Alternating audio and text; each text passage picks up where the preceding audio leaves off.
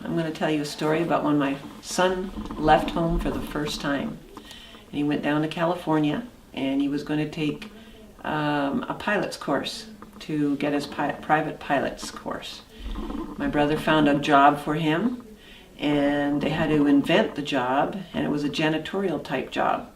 So we had to clean toilets and all that stuff, and every so often my son would phone crying and telling me that he was really unhappy and that they're treating him meanly and he just didn't want to stay, he wanted to come home. And I said, no, you stay there. You make this work because you don't know where it's going to take you. So you need to stay down there because I'm not going to let you come home. So he would hang up and time would go by, it could be a month or so, and he would call me back again, crying and saying basically the same thing. This time he was telling me that he was homeless, that he was living in his car. And he said, I want to come home. And I said, no, you can't come home. You got to make this work. Whereabouts is your car parked? Well, it's in the parking lot. And I said, well, that's okay then. But I said, you can't come home. You've got to make this work. So I waited, and as time went on, he met more people at the company, and they all loved him anyway, whether it was cleaning toilets or whatever it might have been. And he got quite friendly with a couple flight attendants, and they ended up, whenever they were out of town, my son would live in their place. And as time went on, he moved in with them and stayed there.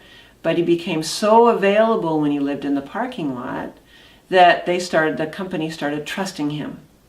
And so they started asking him to do a few more things and a little bit upgrade. So he ended up being on the ramp, which meant he loaded planes and stuff.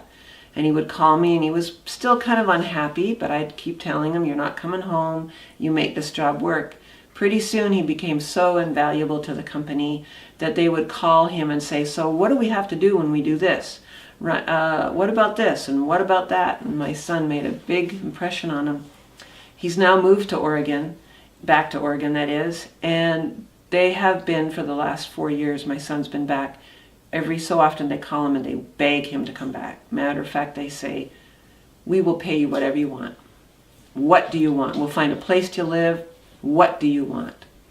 And he just says, I'm staying here.